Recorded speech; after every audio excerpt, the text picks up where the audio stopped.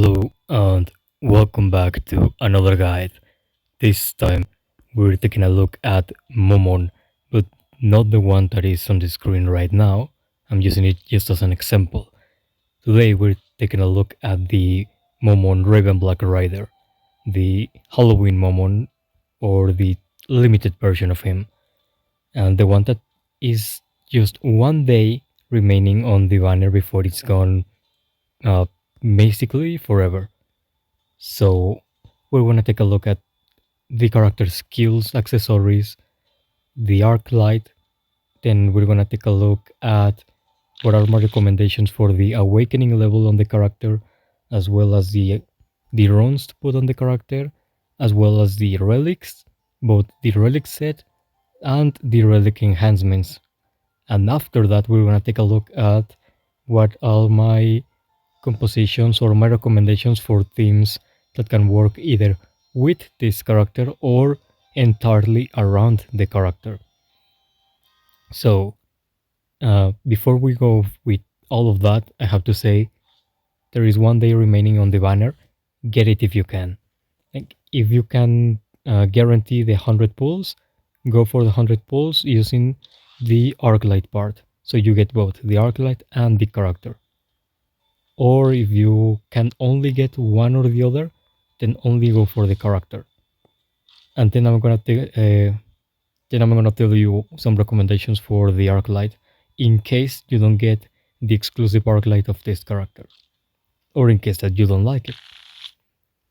So right away, as you can see, he is quite one of my most powerful characters already, and he's quite a recent acquisition on my collection.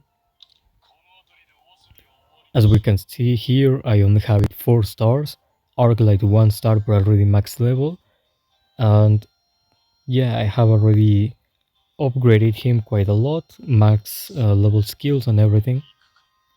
So yeah, first off, we're gonna take a look at the basic attributes. In this case, we can see that this character has very poor magical defense, as it only has a C, and a very mediocre physical defense, as we can see only a B there. A decent HP, even a good amount of HP. It has A on HP and S on both attack and speed. So this character is all about hitting hard and hitting fast. One thing that maybe some people could notice is that even when the character has A on HP, my particular character here has kind of low HP. As comparison, you could see, for example, Entoma right here, she has a little bit more HP and she has a lower grade on the health. That is because of the runes and the focus that I have on the character. So you could totally get this character with over 40k HP with no problem, and this is not, let's say, an accurate representation of the HP that the character can reach. Uh, with that said, we're gonna go and take a look at the accessories because the accessories always tells us what we should upgrade on the character. And as we can see here, and reminiscent of my quick guide about this character, I think the very same day that it was out, the accessories tells us that this character is broken. At tier level 3 you obtain 20% assist rate. That is a lot, a ton. Tier 6, 10% attack, like with most rangers and mages, and tier 9, 10% crit. So you're gaining probably the best stats that a ranger character wants. Assist rate, so this character attacks even out of his turn. More attack, so you hit hard, and more critical chance, so you have a chance to hit even harder than usual. Honestly, this already tells us that the character is gonna be quite the powerhouse. And if we combine that with the tags on the character that say that is a single target character, burn base damage, and survival, that means that the character is gonna be basically a pain in the ass. Now, going with the skills, the basic attack, as we can see here, is just certain amount of attack that increases depending on the level of the skill, and 60% of the damage deal is converted into his HP. That means that when this character hits a target, it's gonna heal a little bit. It's basically lifesteal, but even stronger because lifesteal in this game is 35% of the damage. Here is 60. It's literally a stronger lifesteal, a way stronger lifesteal. Now I'm gonna go directly to the first skill, and I'm gonna leave the passive for now until next turn. With the first skill, 2 round cooldown, when you level up this skill to level 2, you don't even have to use it. You obtain the advantage of getting the use of this skill for free just as the game starts. So, what advantage is that even before any player or any NPC gets an action, an effect takes place. In this case, it's gonna be a buff. But as we see, before using the skill, gains Soul Walker state for 2 rounds. What is Soul Walker state? Here it is. Mechanic effect, basically, it's a buff that cannot be dispelled. That means that no one can take it away from the character. And this buff increases the assist rate by 50% and critical chance by 30%. Dealing skill damage in the Soul Walker state has a 100% basic chance to inflict burn for 2 rounds, and the effects inflicted in the Soul Worker state nullify 50% of the enemy effect resistance. Basically, you obtain a really powerful buff that means that during 2 more rounds, this character is going to have a high amount or a high percentage of dealing an assist uh, to all their allies or teammates of this character. It can make assist and has an increased critical chance to hit even harder. And also, when it puts the burn, the game in the Soul Worker description treats it as just a simple burn, but it's a more powerful version of the burn. As we can see, it's called the Infernal Flame. Basically, when you hit with this character, you put the Infernal Flame, unless the enemy has a lot of effect resistance or some kind of debuff immunity. But if you can put the Infernal Flame, it is this. It's an unpurifiable mechanical state. Basically, it's a debuff that cannot be purified, deals magical damage equal to 20% of this character attack per stack before action, up to 5 stacks. That means that it can make or it can deal 100% of the attack as max damage. And each time the Infernal Flame is inflicted, it triggers immediately. So you don't have to put the Infernal Flame and then reactivate it by putting it again. As soon as you put it, you are already triggering it.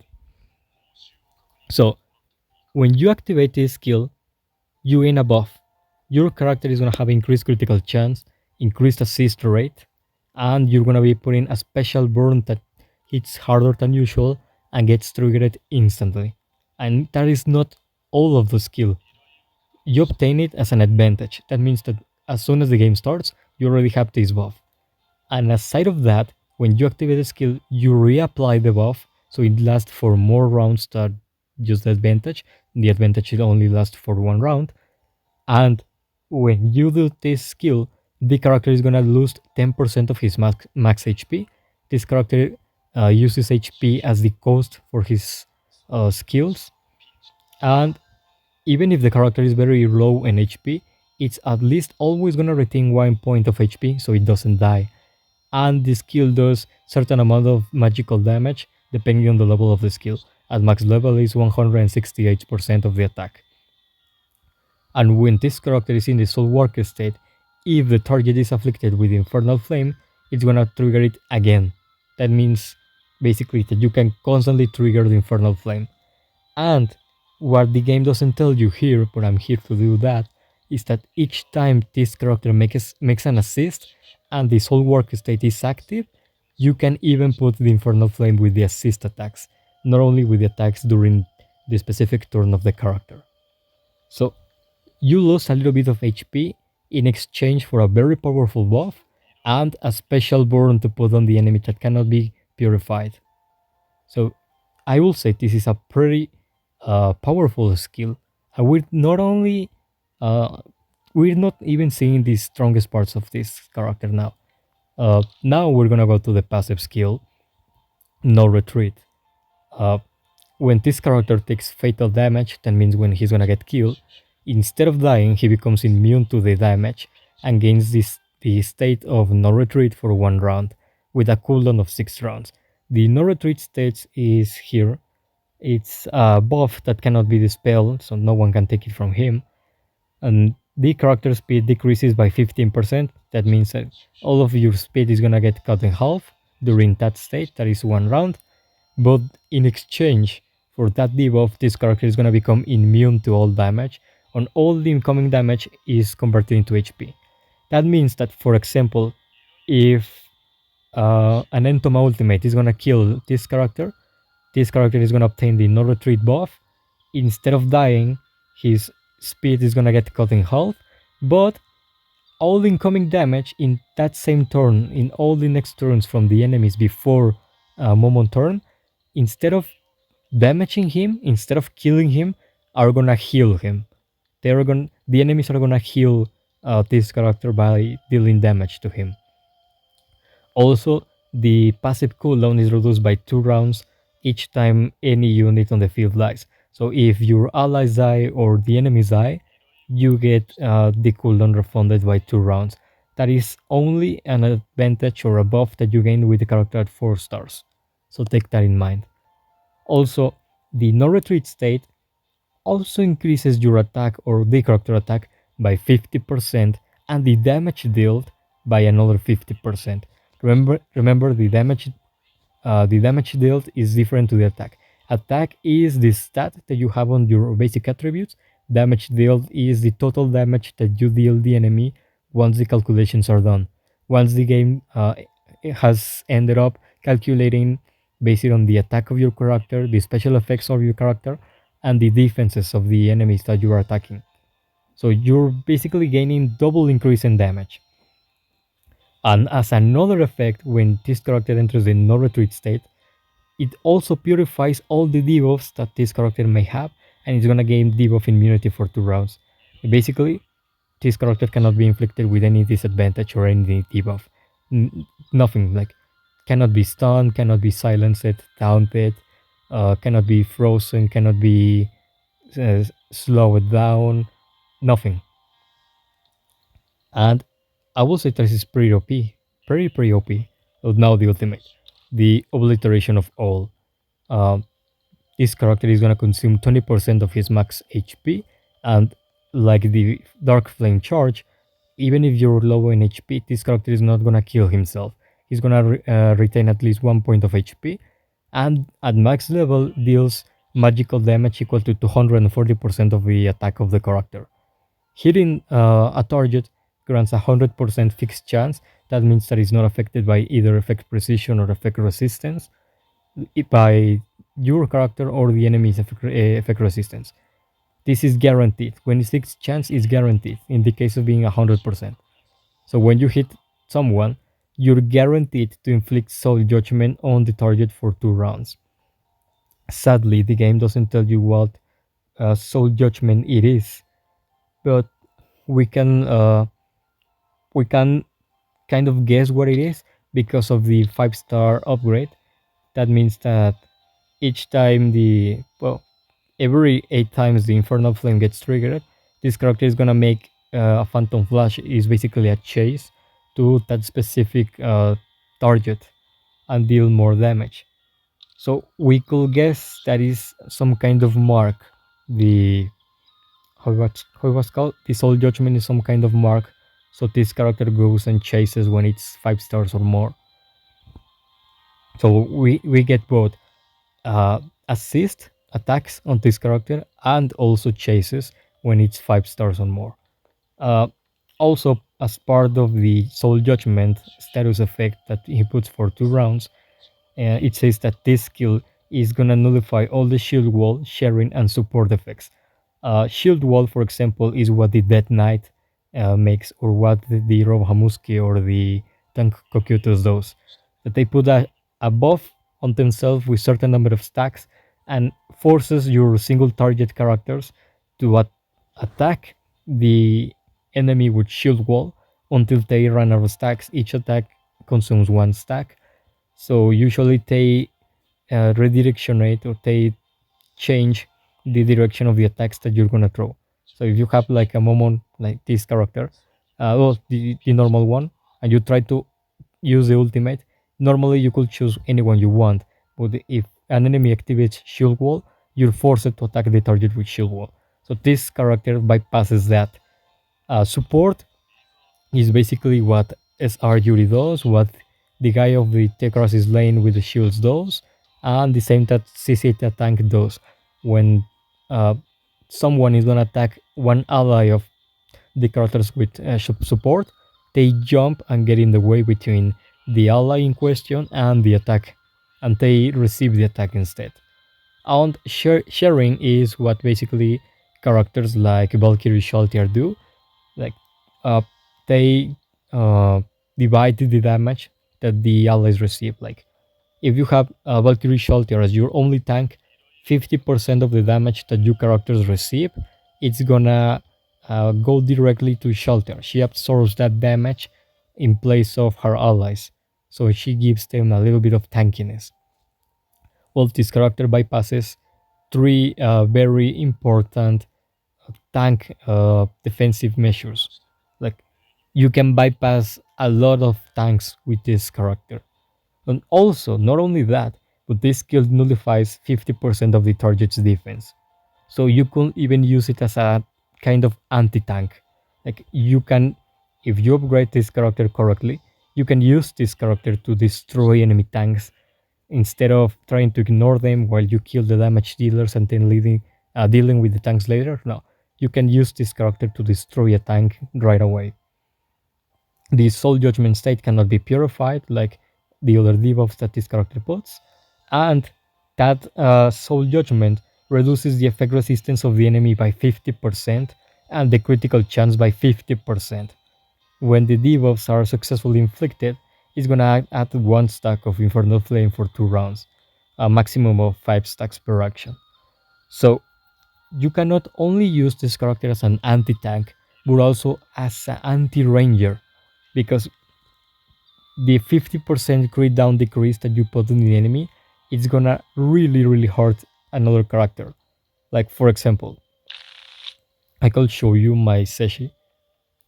She has like 66.5% crit.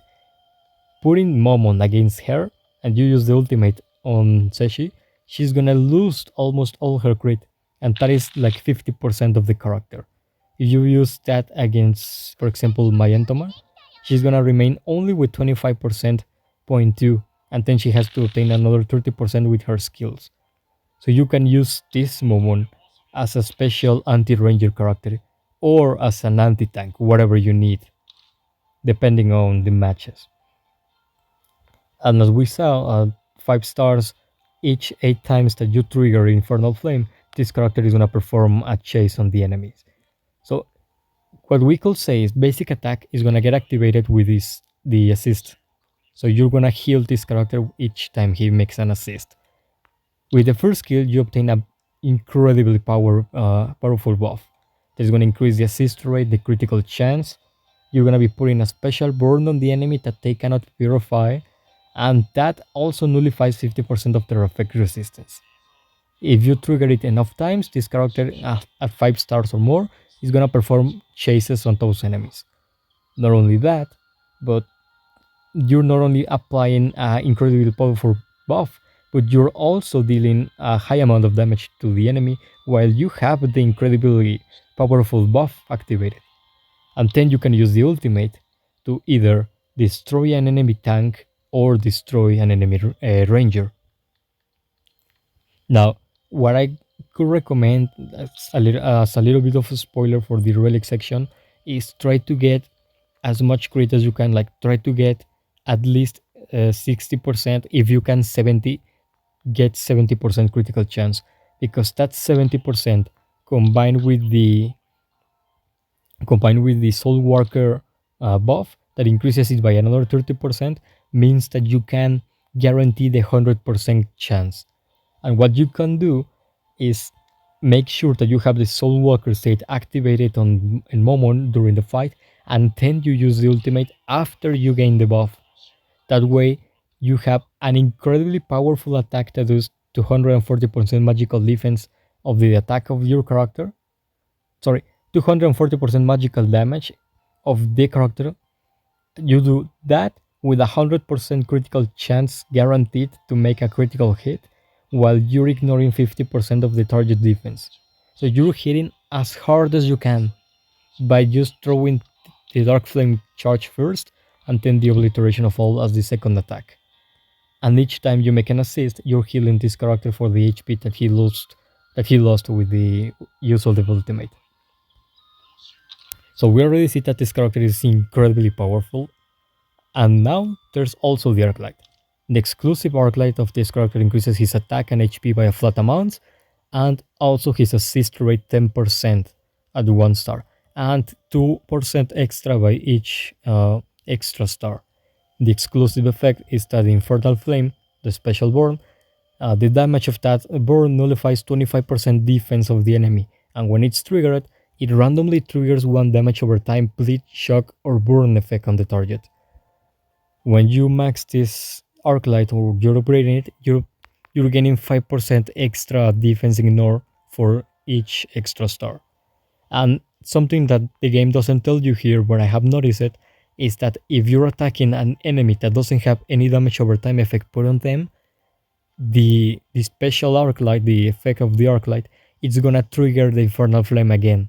So that means that you can hit an enemy, put the Infernal Flame debuff on them, and because it gets triggered immediately, because of the way this special burn is made, when this Arclight takes place, it's gonna trigger the damage over time effect of the Infernal Flame a second time on the same target in the same action. So you can burn the enemy twice in a row in the same attack or the same turn. Now, the Awakening level. As you can see, it's only level 15. It's literally halfway through the Awakening levels. And I only have one of 3 gems. And it's because I don't have like the desired gems to put on this character yet. But I have the perfect example here. This is mainly what I would recommend. As your first and the fourth gem, that is square gems, the green ones, try to put the attack one, but the one that increases it by a percentage. Because it's not the same increasing 4% of attack on a character that has more than 5k attack than increasing it by 12, 24 points of flat amounts of damage. So try to prioritize giving the character the ones that increase the attack in a percentage. Then as your second run and the fifth one, you could choose between an increasing of effect precision, so the character can put the burn more effectively, or if you don't like that, you could use the one that increases the critical damage, because we already saw that this character makes a lot of critical damage. Or if you don't like that, you could use one that increases the critical chance. If you're struggling to get to the 70% crit, you can put something like this that increases the critical chance by a certain percentage. And you can easily get it to 4%. So you're obtaining a little bit of extra crit there. The third place I will put more attack, because the more attack you have, the higher this character is gonna scale with the damage. And as the last one, the level 30 awakening, put whatever you have. In my case, what you can put there is the ranger one that gives you more assist rate. Like this gives you damage boost, but it's for mages. There is others that increase the assist rate or the attack. If you have the one that increases the assist rate, put that one. But if you have only the ones that increases the attack by a flat amount, then put those. Like for example, right here. It's this one right here, the one that I'm selecting right now, increases the assist rate. So you have a character that already has 20% assist rate on the accessories, and then 50% extra assist rate with the special buff, the Soul Walker. That means a 70% assist rate. If you can increase it more with the runs in the awakening levels, you can almost assure that this character is gonna make an assist almost every turn that you play an offensive skill against the enemies. Now, the next part is the relic set. Oh, you know what? Wait. I already talked about the arc light, so I'm gonna tell you the other two arc lights that I found useful for this character. If you don't get the 1 versus 1000 arc light, if you don't get it, or if you don't like this arc light, I have another two recommendations. One is Terribly Sorry, and the other is the Boost Morale. The boost morale here increases your attack, your HP, and your assist rate, exactly like the exclusive arclight of the character. And it's for the same class, Ranger, so it's compatible. And the exclusive effect, or the general that it gives in this case, is that the user, that means the character that has it, gains 12.5% increasing on their turn meter boost after launching an assist, a chase, or a counter, and can be triggered one time per action. That means one time each time you have a turn with the character. So, and that is only at 1 star. You're obtaining the same stats that the exclusive Arclight gives, but this character that is already fast is gaining even faster, or even a turn even more often than the enemy will expect, just because it performed one or two assists. And if you have the character 5 stars or more, you can also perform chases. And that is another increase, because if you get lucky, you can perform an assist and a chase in the same turn that uh, you could trigger one of the two. So you can get a literally a double boost on your turn meter for the character. And you're still basically playing into the strong side of the character, because he's still attacking and he's still obtaining a turn very fast. The other one, I already have it 3 stars just because I got it 3 times without even wanting, and it's the Terribly Sorry Arclight, also for Rangers, and it's quite different. Yeah, increases the attack and the HP in flat amounts as well, but instead of giving you assist rate, it's giving you more critical damage. It still plays into the strong side of the character, because again you're inclined to do critical damage with this kind of characters, the Rangers, but the general effect is completely different. Instead of giving you a boost on the turn meter, it's giving you an entirely new skill for your character. It gives you stealth, and as we can see here, it says a buff that grants untargetable and reduces damage taken by 20%. Taking any damage will break stealth. So this character, when you put the Terribly Sorry Arc Light on them, as soon as the game starts, is gonna become invisible. That means that characters that have single target attacks, like Adventurer Nave, like Clementine, like for example normal Aura, they cannot target the characters that have this stealth status effect. They can only be targeted by area of effect skills, like the Seshi second skill, like Shizu ultimate, Mari ultimate, things like that. And when this character enters stealth, increases the critical chance by certain percentage. I have it 3 stars, so the percentage is 28% in the action where stealth is cancelled.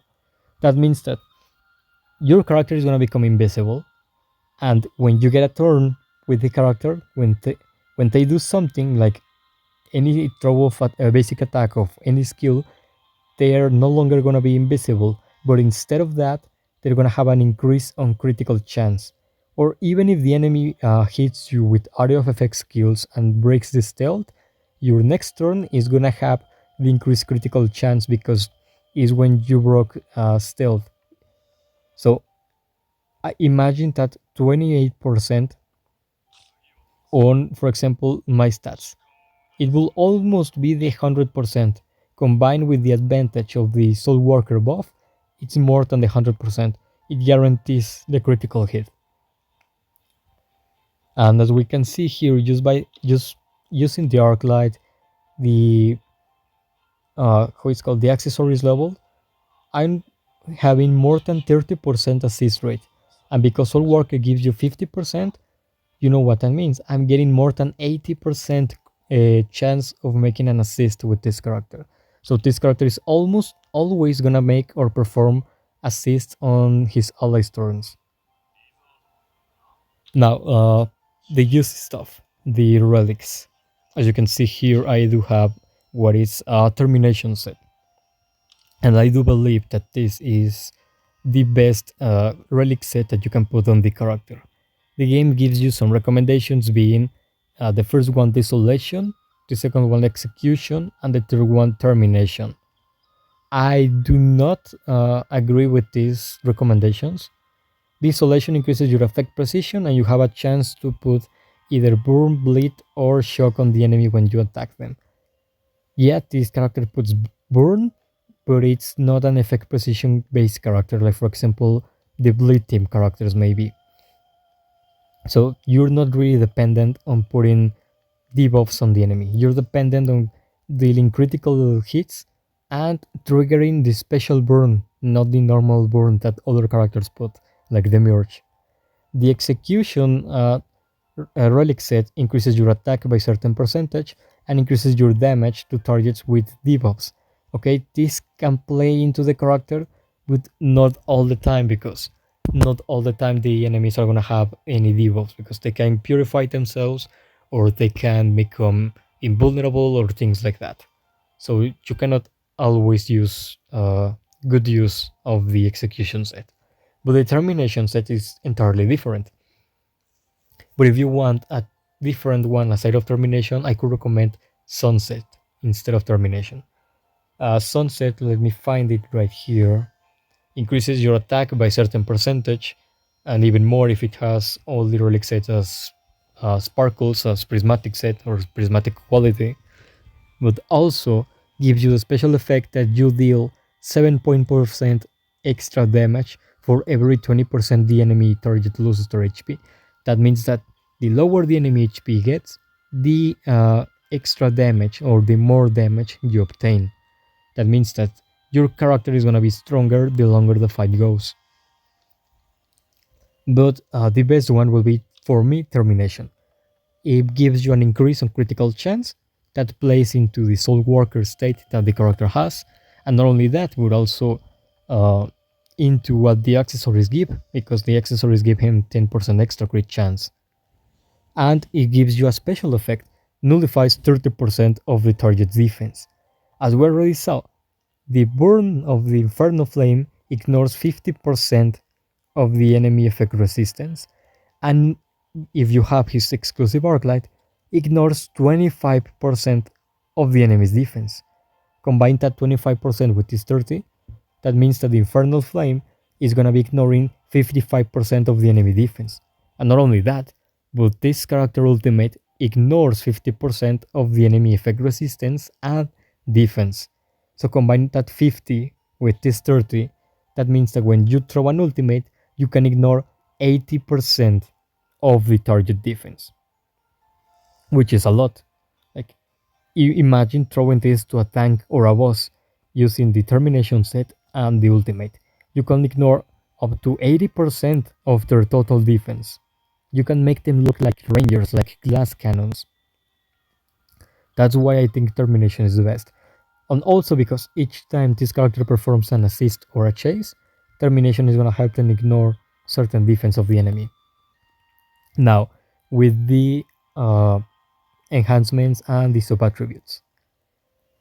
First off, I have here my termination mask. It's not the best, but it's what I could get. As you can see, has S on effect resistance. It's not really necessary, that one, but I got that, so I have to deal with it. Uh, an S on defense is not the most optimal thing, but I let it there because it's not bad at all, because I don't want this character to be a glass cannon, so I accept that. And Aeon speed is not bad because speed is one of the two best basic attributes of the character, so you're playing to his strong side. And sadly, just a C on critical chance. It's very low having a C grade there, but I still obtain critical chance. And as you can see here, if I go to the termination parts, I already have all my high level termination masks on use. I guess you can see right here. And I will say the one that you're seeing here on the right, the one with perfection of 70% that my SSR Entom has, is probably the best termination mask I could give to Momon. and is the one I recommend the most. It has HP, something that the character needs, has a lot of speed and a lot of critical chance, exactly what the character needs. The effect resistance can be ignored a little bit, but it's not bad at all having effect resistance. So if you can prioritize giving the character critical chance and speed as the main sub attributes, that will be probably the best. Now, determination armor. Again, I have another C. C on HP is not bad, is not the best. I have A on reduction to the damage over time. It's something that I can ignore because I'm not even gonna notice it. And has an S on speed while having an A on speed while having an S on attack. That is really good because if somehow I don't get a critical hit, I'm still hitting hard to the enemy because I have high attack. Not bad at all. Now, I don't have a termination blunderbuss. I put a Stars Blade because it got better stats for my character than a termination blunderbuss. Has B on HP. It's always welcome more HP. Has A on speed, A on attack, really good. That is the strong side of the character. And an S on critical chance. Remember that critical chance is what I recommend the most. So the more you have, the better. Now the base, the termination base. Again, I have a B on attack. It's mediocre, but still attack is attack. That is good. I have here A on HP and physical defense. Quite balanced a little bit. I'm not even having a single thing of magical defense because I'm relying on the compositions to cover that weakness from this character. So I don't worry about giving him magical defense. But another S on speed. As you can see here, I'm absolutely playing into the strong side of the character. I'm playing into giving this character crit, attack, and speed. I could replace it with, for example, this one that also has S on attack, A on crit, B on speed. Yeah, I could. Or this speed, attack, and damage boost. That is really nice. This one with crit and speed is also a nice option. So you could use those. Or something like this. S on attack, S on defense. You have the character pretty balanced. But you have all of those options. But what I would still recommend the most is something like this termination mask on the right. Trying to prioritize critical chance, speed. So you have to try to get them even. So each time you get an S on crit, try to get an S on speed as well. After that, you could prioritize attack, and after attack, you could prioritize either between HP or damage boost, whatever you need, or whatever you think is more convenient depending on your compositions, your teams, and your characters. Now, the enhancements for the relics. The enhancements, the first one that I will recommend you is this one, the Unstoppable one.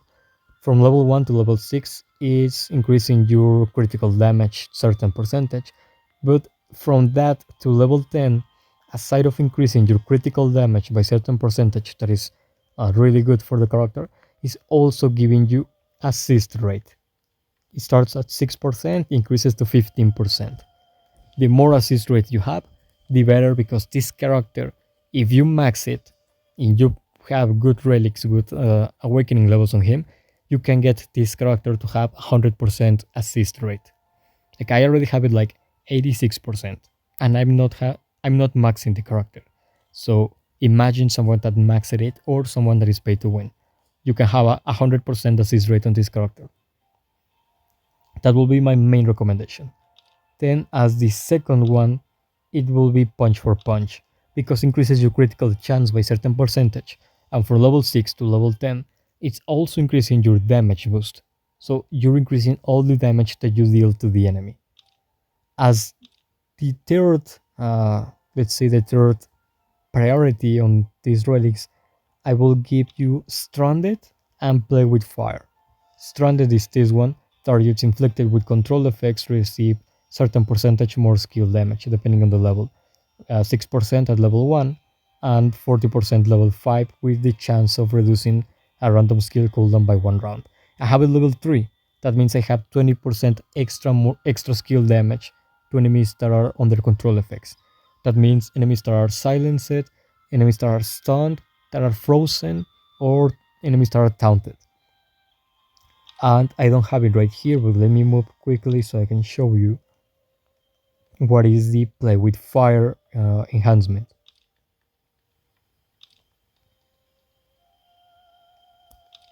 Now let's see if it loads. Here it is, the play with fire. Play with fire tells you that if any target has burn, increases the attack by certain percentage, and after the skill, it stacks up to 4 times. And level 1 is only an increase of 2% on your attack, but level 5 increases 12%. And this works very well with the character because the Infernal Flame counts as a burn. So each time you're putting burn on the enemy, you're increasing the attack of this character by certain percentage, up to 4 times. So priority number 1, it will be the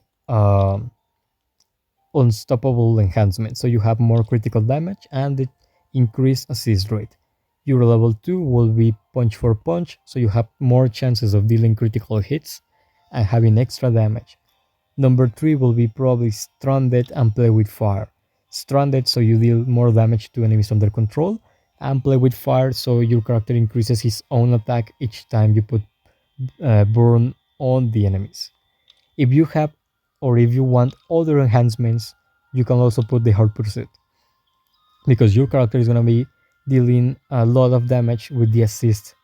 So hot pursuit will come in handy because increases or the attack of those increases the performance of chases and assists because it adds to the total value of the total damage of those certain percentage of your attack as extra damage.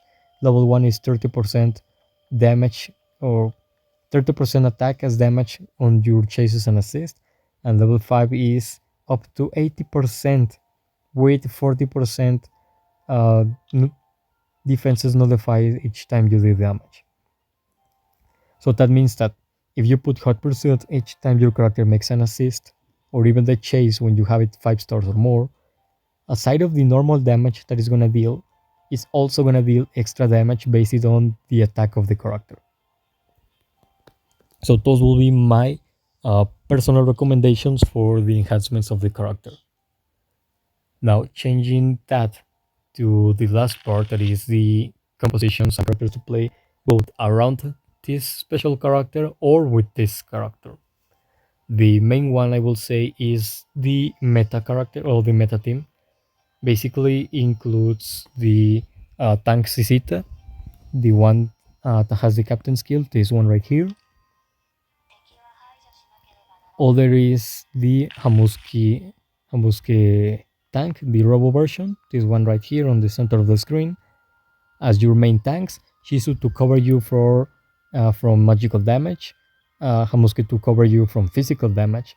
Also, Hamuski increases everyone's attack based on her own defense and increases everyone's defense, as well as Sisita lowers the enemy magical defense by default, increasing the damage of your magical damage dealers. And you can have as your third character anyone you want from big team to deal massive area of effect magical damage with a chance of stunning everyone. Or you could use Seshi, so you have a high physical damage crit based character that is really fast. So you obtain the first turn almost always. Or you could use Anniversary Velo. So she gives healing to the team, shields to the team, critical damage resistance to the team, as well as giving invulnerability to anyone who is close to dying, and increase on their critical damage by 15%, and even reducing the enemy supreme leader action points. So the enemies doesn't throw their leader skills that often. And she also gives Indomitable, another way of cheating death on this game, with an increase of 10% of the turn meter, while also being a healer with S on attack.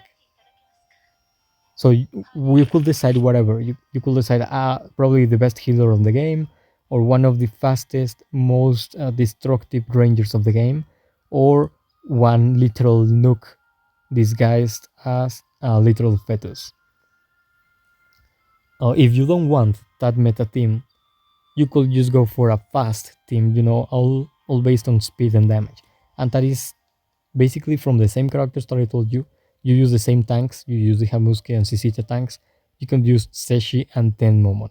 What is gonna happen is that the tanks are gonna protect you from the types of damage that I already told you. So Hamuske is gonna increase Seshi's damage because she deals physical damage, and Hamuske lowers the enemy physical defense, while Sisita reduces the enemy's magical defense, and because Momon deals magical damage, they combine with each other pretty well, and you're covering both places or both sides. You're dealing both physical and magical damage in case that the enemy or the boss that you're facing is resistant to a specific type of damage. Well, you still have the other type covered. If you don't like the meta team or a very speedy team, you could use an assist team. An assist team has a lot of variety. You could use this Entoma. She deals a lot of critical damage. She puts bleed on the enemy. She makes bleed unpurifiable. She makes it undispellable. She's very fast, and she deals and she makes assist. You could use also Maid Albedo there. She's basically the assist character. That is the character that you want when you're dealing an assist team, because she has guaranteed assist hits on the enemies after you throw certain skills. And each time she makes an assist, she has the chance of putting a debuff on the enemy that is going to increase the critical damage that they receive. So she can make Momon hit harder as well. You could use Nigredo as well. She's probably the second or the third character with the highest chance to make an assist when you attack. She also is pretty fast. She has a form of control by silencing the enemy, and she also puts a debuff on the enemy that makes them boost Nigredo each time they move. Each time that the enemies with the gaze debuff that Nigredo puts make an action, she's gonna increase her turn meter like 25%. If you don't have these characters or you don't want to use those characters, you still have other that you could use there, other variants. First one will be the original Hamuske, this one, because when she attacks, she makes or she invites an ally, specifically the ally with the highest attack, to deal an assist. So you could trigger or you could force certain characters to make assist, even characters that do not have any assist rate. Or if you don't have that, you could use the Pleiades. You could use the SR Yuri with any of the Pleiades and Momon on the team, and Yuri is gonna make the Pleiades make an assist. You could, for example, use the SR Yuri, combine her with this Nave, the limited Nave, the Momon, and then any healer or second tank of your choice. And what is gonna happen is that Momon is gonna make an assist each time that you get a successful attack on the enemy if you have the Soul Walker buff activated. But then when you use Yuri for either a basic attack or the ultimate skill, she's gonna invite the limited Nave to make them to deal damage in an assist. And she is gonna deal an assist because Yuri procs the Pleiades to make an assist, even if they don't have any chance. Nave doesn't have a chance, but Yuri is gonna proc it. And what is gonna happen is that when Yuri procs an ally to make an assist, increases their damage based on Yuri's defense. So Nave is gonna deal a ton of damage because she has S on attack, as you can see here, but she's also gonna deal extra damage because Yuri is gonna increase it based on her own defense. And you still have, for example, with Nave you have a warrior character. With Yuri you have a tank character. With Momon you have a ranger character. So you could opt by either going for a healer, so you have the entire team covered in different roles, or you can go for a second tank to assure the survival of your characters, like the PDL to stall with the War Warrior. You could stall, buy time for your team, or you could use Sariusu, another warrior that deals high damage but has control. It freezes the enemies, so the enemies lost their turn, and you can capitalize making extra damage on them, especially if you have something like the stranded enhancement on the relics of Momon, like I told you. Or you could put something like Pandora's Actor. Pandora's Actor can heal and put buffs on the ally with the highest attack. In this case, will be Momon. But if you don't like, or if you are not convinced by that team, you can make a quite unusual team using a burn team. what is that burn theme? Is of course the Momon that I told you, is Mage Albedo or the original version, the one that you get with the tutorial and so.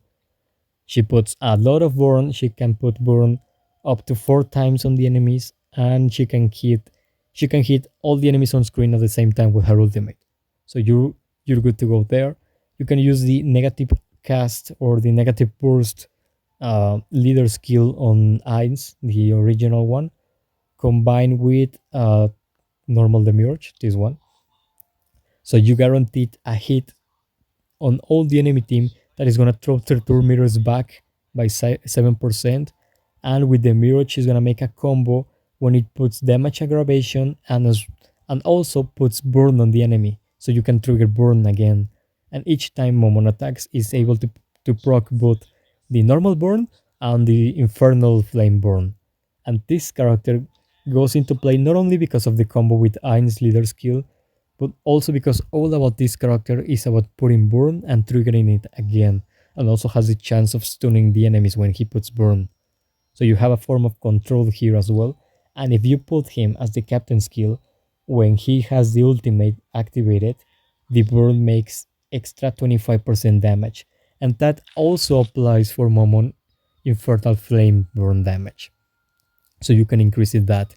If you don't like that skill, that captain skill, you can use Albedo captain skill to increase everyone damage by 2% for each debuff the enemy has, up to a maximum of 10%. So you can use Albedo, the Mirage, Momon as your burn characters, and then you can throw any tank that you want because there is not really any real burn tank. So you could put, for example, in my case, my best tank is her. So I could put her to have control using her taunt on the enemy, her high physical defense, her high HP, and the shield that she gives at the start of the match to assure that no one is going to get deleted at the start. Or you can use this Coquitus. So you're upgrading your chance of failing. You have more freedom on how you're gonna attack or how risky you're gonna get with the HP of any character, because when someone is about to die, you can shield them with his ultimate, or you can give them the indomitable that he gives at 6 stars, so they survive one extra round. But if you don't like a burn team or you want another kind of team, you could go for a double Momon team. That means the original version, this, as well as the Halloween version, this one, combined with the Robo Hamuski, the tank that I already told you, this one. And then either you put Pestonia as your healer or you put Anniversary Vedo. Anniversary Vedo is going to help you a lot because if someone is about to die, she gives them an invulnerable, she heals them, and she increases the critical damage. And she is also just a really good healer because she can dispel enemy buffs. She can execute enemies with the ultimate, even if they have indomitable or something like that. And basically offers you everything a good support and a healer offers. Or you could use Pestonia for a more, let's say, accessible healer, and more because of her arc light. When you heal someone and you have her arc light activated, aside of the healing and the purifying debuffs and so, you have the chance of reducing 2 cooldowns or 2 rounds of the cooldown of a random skill. So you can use, for example, Momon ultimate just as you start the game, and when you get Pestonia turn, you ult Momon, you increase his turn meter 100%, and you have a chance of reducing 2 rounds of his ultimate. So he has ultimate again right after using it. But if you don't get lucky, you only reduce it by 1 round instead of 2. And it's still useful because you're giving the character a second turn before some enemies even got their first turn. So you're gaining an entire round of advantage on your favor and 1 round of cooldown reduction. So you can use any skill faster than the enemy is gonna expect. So you can catch them off guard if you go to something like the multiplayer, for example. And how it works is, well, Pestonia is your healer, and she's gonna reduce the cooldown of whoever you need to spam his ultimate. If you use Albedo instead of Pestonia, well, you basically have healing, you have shielding, you have indomitable, you have two invulnerabilities, you have critical damage resistance, you have everything, and an execute on the ultimate. Uh, the Halloween Momon, we already know, is gonna make an assist, he's gonna make chases from 5 stars and more, he's gonna put burn on the enemy, he's gonna trigger burn, it's gonna ignore enemy's defense, it's gonna do a lot, and it's hard to kill. Normal Momon is gonna make chases, so he can follow up Momon attacks and vice versa. They follow up each other. He purifies himself, so you don't need a purifying on him. And he has an ultimate that is high damage with high crit chance if you will him well. And if he gets a kill, he resets some of his hits and you can ult a second enemy on the same turn. So you can kill multiple enemies with the same ultimate. You can literally finish them off with him. And your tank will be Hemuske. So you increase everyone attack based on her defense, and you also increase everyone physical defense. And you have, with the second skill of that character, a nice stun to the enemy that you prefer, and it's also gonna be a decrease of 30% on the turn meter of the enemy that you stun. So you have high damage, and you're again like the meta team. You're dividing half your damage is gonna be physical and half is gonna be magical, in case the enemy has any high defense against some type of damage. Or if you're still not combined with that, you can go for a full Momon focused team. That means Anniversary Albeit of your as your healer. Also Victim, not the only version of Victim, as well as Sisita and Hamuski. I already told you why Sisita and Hamuski increases Momon attack and so. And what happens with Victim is that Victim passive, the Flesh Sacrifice, increases everyone attack when he's low on HP, and because he cuts his HP in half, he increases it from right at the start of the game, as you can see here. For each 8% of the 8% of her attack, and 12% is of his own attack is gonna get increased to all of his allies. So as long as this character remains alive, you're increasing everyone attack. It reduces victim HP by half and grants attack converted from 8%. So 8% of half the HP of victim is gonna be an increase of attack to Momon, and then 12% of his own attack is also gonna be another increase to Momon. And when this character dies and uses the ultimate, it's also gonna increase everyone attack again. Like when victim dies, an additional martyrdom is triggered, and so, but when he dies, that conversion effect is double up. So that 8 becomes a 16 and that 12 becomes a 24%. So even if he's alive or his victim is dead, you're still buffing Momon. And the last team I can think of, well, there's two more. One is an adventurer's team, and I don't like it much, but you can make it. It is with this character, with Peter Morg. Basically, what this character does is that increases his earn turn meter and so, but grants damage up for 2 rounds to Peter on the ally with the highest attack. When using the ultimate, in this case will be Momon, the one with the highest attack on your team. So you're able to increase Momon potential, and as you can see here, the Fortress skill deals extra damage and so, and has a random ally launch and assist. And that at level 5 becomes the, instead of a random ally, the ally with the highest attack. That means in this case, this composition will be Momon. You're forcing him to have an extra assist with extra damage, and you're boosting 30% the turn meter of that ally. In that case, it will be Momon. And purifies a debuff for every adventurer on the team. Not only that, but for each adventurer on the team is gonna deal 2.5% more damage, up to 10% for each surviving adventurer on the team. And the adventurers on the team uh, include, as you can see here, Momon and Nave, the ranger version, not the Pleiade version. And what I noticed is that that not only uh, not only refers to this version of Nave, the the one with the clock, but also refers to this one, the limited version. And the Momon not only refers to the original one, but it also works with the Halloween version. This. So you can put the limited Nave, the limited Momon, Peter Mork, and either you could choose another adventurer for increasing benefits, or any healer or tank of your choice in that case, because it's what you will be lacking on that team, a healer or a tank. So you have to choose wisely which one you use. And with that, you're gonna be increasing Momon attack constantly. You're gonna be increasing his damage dealt and his turn meter, so he's constantly be hitting the enemy. And you're gonna have Nave as well. Nave hits hard, really, really hard, and she has a lot of HP. She's basically a tank as well, without defensive skills. It's a pure offensive tank almost. And when she dies, she revives and steals a turn from the enemy. So you don't have to worry about her because she's very hard to kill. You don't have to worry about Momon because he's very hard to kill, and he's gonna get boosted by your own team.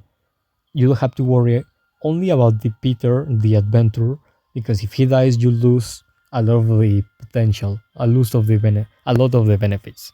So you have to get a good tank or a very good healer. But that is quite like a niche or a weird composition. In some that you play for fun and that's it. Last, the last team is literally the hard to kill team, or the immortal team, or whatever you want to use it. Basically, it's a team where nobody dies. No one is gonna die, or if they are even close to die, they're gonna heal all the way back up, or they're gonna just revive. Includes that Momon. When he's gonna die, he purifies himself, and all the incoming damage becomes healing for him, so there's no problem there. Also, you can use the limited Nave, because when she's gonna die, she revives, she obtains an extra turn, her ultimate gets refresh, so you can use the ultimate again right after she revives, and she has S on health, so she's hard to kill. Your third one will be Albedo, because she can give Indomitable to someone, so she avoids someone from getting killed, and she gives two invulnerabilities when someone is about to die, including herself, or others. Like, you could use Momon passive, and while his passive recharge, Albedo is gonna keep him alive with invulnerable when they focus on Momon trying to kill him. And your fourth one could be either the Dead Knight, Valkyrie Shelter, or Cocytus. In this case, you will be giving everyone a shield, an extra counter chance, and Indomitable, double Indomitable if he is 6 stars. One for himself, so he doesn't die that easily, and other to any ally that needs. Indomitable, remember that when someone is about to die, they survive with 1 HP for 1 round. If you don't have him or you don't want to use him, you could use Shelter. You still have a tank, you're gonna have the damage being shared, so half the damage from your team is gonna get redirected to her. So she tanks for your team without putting shields, and so she offers healing with her passive from the vampire's hand. She offers healing with the shield, the ultimate. She lowers the enemy defense. She puts defense down on the enemy, so you deal more damage to them. And she throws the enemy turn meter back by 20% when she uses the second skill. So you have a nice, very, very useful tank. And when she's about to die, not only she revives with a little bit of HP based on the last action that she took, but also increases her own HP uh, healing when she's reviving. So instead of reviving with 50% HP or something like that when she got her last action, she can revive with 90% HP, and so. And has a cooldown. That skill is not only something that can be used once, that has a cooldown. So if you can put up a good fight and survive for a long time, she can recharge the revive skill and use it again. And the other one is the Dead Knight, this one right here.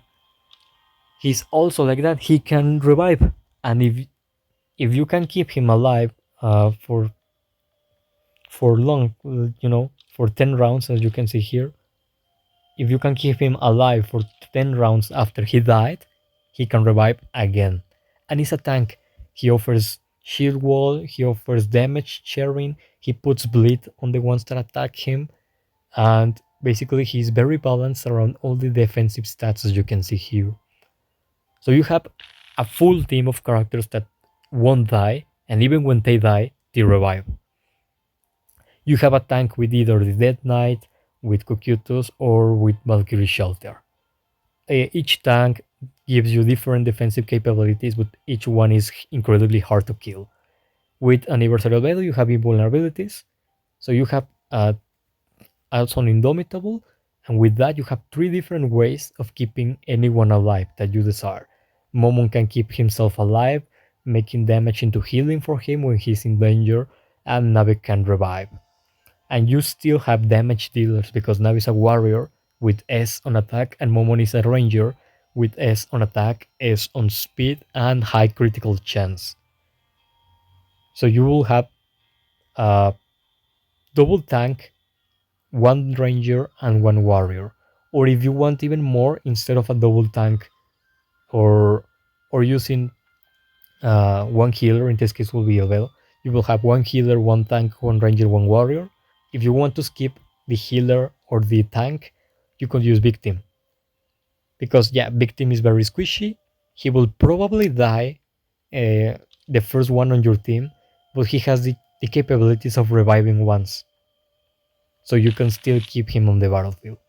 But my recommendation will be the limited Momon, the limited Albedo, the limited Nave, and then whatever you want between Shelter and Coquetos. The Dead Knight is good, but it's not as good as Coquetos and Shelter. So those will be my recommendations for the character and all about that. And if I'm missing something, I'm gonna make a second guide clarifying because this character is complex and is incredibly powerful. So we have to be very careful with what we look at that. And also, right after this, tomorrow, I don't know what hours, but tomorrow, the practical guide is gonna be out. That means that I'm gonna go here to the arena mode, the combat arena, and show different teams and compositions playing here, around here. Like all the teams that I told you, I'm gonna be using the majority of them in different fights to showcase it. Maybe I'm not gonna use the adventure team because I don't have Peter level up and so, but the burn team, the immortal team, the meta team, the speedy team, the assist team, the moment based team, all of those teams, I'm gonna be using them and showing them. And if the video gets too long, like 1 hour or 2 hours, then I'm gonna cut it in half and I'm gonna show release or update 2 or 3 parts. And if I get new information of this character or the compositions, then I'm gonna put a guide part 2 or something like that. So yeah, for now that will be all for my guide, and until tomorrow with the continuation of this. So thanks for hearing my awful voice and being here for over an hour, I think. So yeah, bye bye.